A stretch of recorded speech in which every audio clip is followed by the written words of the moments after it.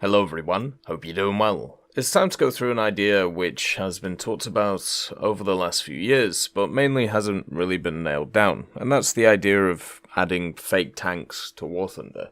It's something that I've talked about in the past, and generally I'm against it, but not for the reasons that most people think.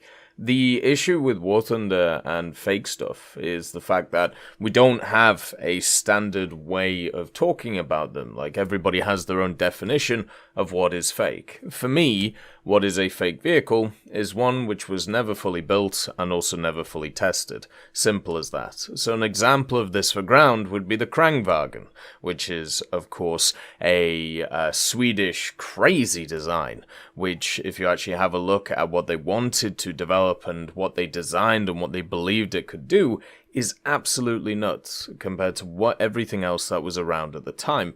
And also, even vehicles like the Löwe, or however you say it, the Low, the German kind of medium/heavy tank from the Second World War, which went through so many different design iterations, and none of them were built. So it's one of those which is definitely a fake vehicle, just from the ground point of view.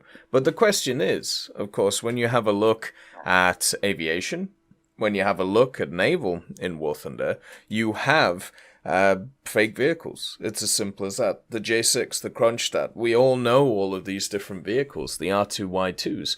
And after the video, talking about the fake German vehicles that were removed, it just got me thinking again about how they could expand their arsenal.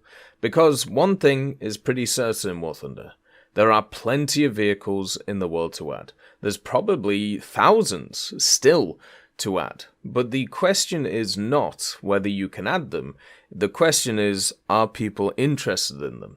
They could technically add probably 50 different variants of the M48, another 50 different variants of the M60, a metric ton more of the Centurion, even special ones which have maybe slight differences to them. But is that interesting? For example, we just had the M109 added. You get 5 separate variants of it, technically 5 individual vehicles in 5 individual tech trees. But if you're a person who plays more than one tech tree, you are getting an incredibly similar experience if you're playing those 2 vehicles. And it'll get to a point, or already has kind of got to a point in War Thunder now, where pretty much all of the tech trees have the same feel around separate BRs. And now with sub-tech trees coming in, filling the gaps to these tech trees as well, with usually what are copy-paste vehicles, plus a few extra unique ones. If you have a look at Finland, for example, the way that they've set it up, it means that the unique aspect of the tech tree kind of dies away, and every tech tree starts playing the same, apart from maybe about 5 or 10% of it. And that's the thing that I'm worried about in War Thunder, where they'll get to a point where they add so many vehicles that there is no difference between playing the American tech tree or playing the British tech tree or playing the Swedish tech tree. The idea of these nations losing their identity because they have so many vehicles added to them based on the idea that most people only play 1 or 2 nations, which, by the way, is an idea that's completely true, and that is kind of sad, because for me, the way that I approach War Thunder is obviously playing a bunch of different ones and having a bit of fun. So one of the ways to actually solve this, instead of just having, the same vehicles over and over again added to different tech trees, is of course adding paper vehicles. Not necessarily prototypes, because prototypes were usually built and tested, but vehicles that never got to that stage. As we said, stuff like the Krangwagen for the Swedish, stuff like some of the light tank ideas from the mid-60s to 70s for Britain, or even some developments of, the different chassis, the FV215B, for example, which is a mixture of kind of the 183mm from the FV4005 on a kind of superstructure which is very similar to the Conqueror with a new turret, which had a wooden mock-up made of it. It just ends up being different compared to what other nations would have. Even stuff like the nuclear tank for the Americans, things that we've talked about previously, which are just outrageous designs, which never would have made it into fruition, but also at the same time had some mock-ups built. And since in the eyes of Gaijin, and if you ever like try and make sense of what is added and what is not added, it's very hard to do when it comes to War Thunder, because there isn't a set rulebook. There isn't something which is set in stone, which they've decided to kind of push through with and, have a bit of fun with. Instead, what you end up having is a set of rules that you think exists, and then something gets added which completely breaks them. And the reason why is because they think that vehicle would be better served in that tech tree, or they think that the tech tree doesn't have another equivalent to add.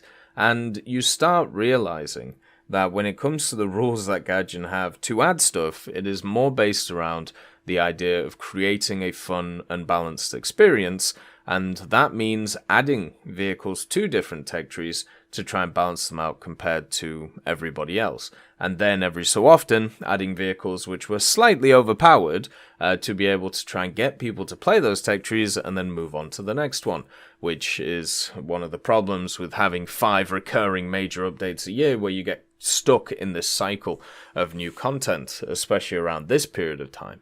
So you have all of these things going on, and what ends up happening is if they decide to go along the track they're going with a ton of Centurions, a ton of good old T-80s, or T-72s, I should say, around the place, it's just going to become monotonous and boring. I'm already looking at 5 M109s that they've just added to the game and thinking, do I really need to play all these? And the answer, of course, is no, and yes, it is up to me if I want to play them or not. But at the same time, if that's the new content that's going to come in, I feel like it's not going to be that appealing to a bunch of different people. So instead, what I feel is going to happen is they're going to start going towards either more modern stuff like they have been doing, introduce rank 8 for ground, or just continue with this idea of having more and more light vehicles, more and more mobility, more and more wheeled stuff, and more sub-trees alongside of it. And then when all of that has gone,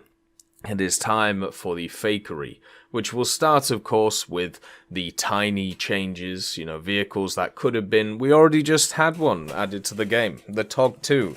I know that sounds really weird, right? Because the TOG 2 did exist. It was fully built. And you're completely right. In one of its configurations, it was completely built, which is one of the ones we have in the game. But the GWP mod is seen as something which it could have had going forward if it was put into production. So that is something that was added to the vehicle to make it a little bit more interesting to play, but also is a vehicle which definitely didn't have that in real life. The same as if they decided to add the Bob Semple and give it the 37mm, since it is, a platform which they did create, and also the gun existed, they just never married the two together. So I think ideas like that will start seeping in, and then just like stuff like the F-16AJ, where people have generally, accepted the fact that that vehicle exists. Same with stuff like the Kronstadt, the J6, and the R2Y2. In ground, which is, the major game mode, it will eventually happen too.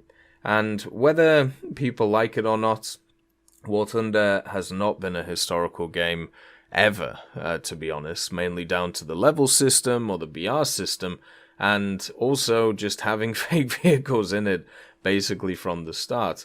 And for me, I think it's going to be a pretty important step when they decide to go over that barrier, because it will be a sign that there will be content basically coming for many, many years to come. It's insane to me to think about that War Thunder has been around for 11 years now, and there is still so much stuff to add.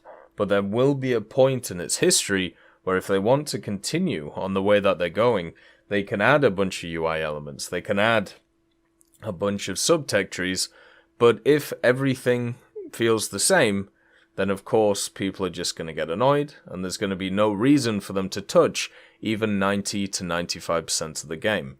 And hopefully, with vehicles which didn't exist, if they're brought in, then that could be kind of a game changer for those types of people to get involved in more parts, instead of just playing one thing, eventually getting frustrated, and then moving on. As always, I hope you have a wonderful day, and I'll see you next time. I'd just like to thank Brendan Quinn, Vilneus, Character Fuel, Juan the Panda, Carrion Crow, Gus Irenicus, Pyman, Merciless Reaper, Orange Tail, Teddy, Daniel Stanton, Moxie, B. Young, Bareen, Peter Grayling, Alan Hacker, Sem Alslan, Uncle Bean, and Derek R., and also Lafouche for supporting the channel.